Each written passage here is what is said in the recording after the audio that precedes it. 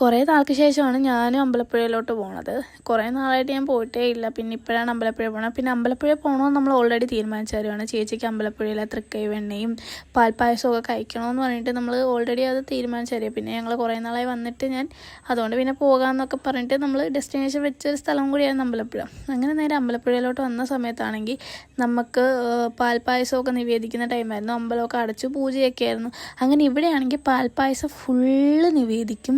കാരണം അവിടെ വെച്ചിട്ട് എന്തുമാത്രം ഉണ്ടോ അത്രയും, ഒരു തുള്ളി പോലും ഇല്ലാണ്ട് എല്ലാം കൃഷ്ണനെ കൊണ്ട് കാണിച്ചിട്ടേ നമ്മുടെ കയ്യിൽ തരത്തുള്ളൂ.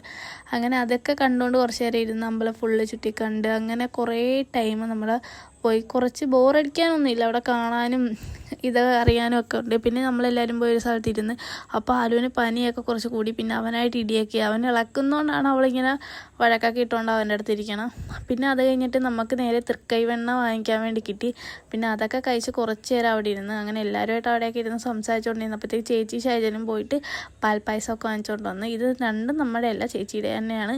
ഇതിലൊന്ന് ചേച്ചിക്ക് ആർക്കോ കൊടുക്കാൻ വേണ്ടി വാങ്ങിച്ചാണ്. പിന്നെ നമ്മൾ അവിടുന്ന് നേരെ വീട്ടിലോട്ട് പോകാൻ വേണ്ടിയിട്ട് ഇറങ്ങുവാണ്. പിന്നെ നമ്മൾ വന്നിട്ട് കുറച്ച് നേരം ഇറങ്ങിയിട്ട് കടയിലൊക്കെ കയറി ഓരോ സാധനമൊക്കെ വാങ്ങിക്കണം. അത് അമ്പലത്തിലൊക്കെ വന്ന് എന്തെങ്കിലുമൊക്കെ വാങ്ങിക്കണമല്ലോ.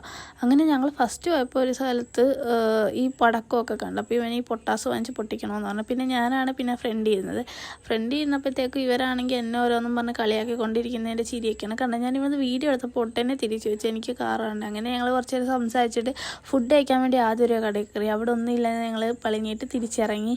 പിന്നെ നമ്മൾ എപ്പോഴത്തേം പോലെ തന്നെ ഞങ്ങളുടെ കടയിൽ തന്നെ വന്നിട്ട് മന്തി വാങ്ങിക്കാമെന്നുള്ളൊരു മൂടായിരുന്നു. പിന്നെ അതൊക്കെ വാങ്ങിച്ച് ഓർഡർ ചെയ്ത് ഞങ്ങളെല്ലാവരും വെയിറ്റ് ചെയ്തിരിപ്പാണ്. അങ്ങനെ വെയിറ്റ് ചെയ്തിരുന്നപ്പോഴത്തേക്കും ആലുവിന് ഉറക്കമൊക്കെ റെഡിയായിട്ട് ആലു എഴുന്നേറ്റ്. പിന്നെ മന്തി എപ്പോഴത്തേം പോലെ തന്നെ നല്ലതായിരുന്നു. ഞങ്ങളെല്ലാവരും നന്നായിട്ട് കഴിച്ചു.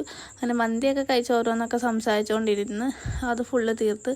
പിന്നെ ഞങ്ങൾക്ക് എപ്പോഴത്തേം പോലെ തന്നെ ഒരു പീസ് തന്നെയാണ്. അത് മതി ഞങ്ങൾക്ക് 2 പേർക്കും. ഞങ്ങളത്രേ കഴിക്കും. പിന്നെ അത് കഴിഞ്ഞിട്ട് ബില്ല് കൊടുക്കുന്നതിൻ്റെ കാര്യം പറഞ്ഞുകൊണ്ടിരിക്കുമായിരുന്നു. പിന്നെ ചേച്ചി നീ കൊടുക്കുക, അത് ഞാൻ കൊടുക്കാമെന്ന്. പിന്നെ നമ്മൾ ഈ റെഡ് വെൽവെറ്റിൻ്റെ ഈ ഒരു ഐസ്ക്രീമൊക്കെ വാങ്ങിച്ചിരുന്നു. ആലുവിന് പനിയാണ്ട് അവളെ കാണിച്ചില്ല. നമ്മൾ ചേച്ചിയൊക്കെ വീട്ടിൽ പോയ ടൈമിന് അവിടെ ഇരുന്ന് തിന്നുമായിരുന്നു. പിന്നെ ആലുവൊക്കെ ഡ്രസ്സൊക്കെ മാറി നേരെ വന്ന് നമ്മൾ ഉണ്ണിയുടെ വീട്ടിലോട്ട് നേരെ പോയി. പിന്നെ വൈകിട്ടൊക്കെ ആയപ്പോഴത്തേക്കും ചേച്ചിയൊക്കെ അവിടെ നിന്ന് പോയി. ഞങ്ങൾ നേരെ വീട്ടിലോട്ട് പോയി.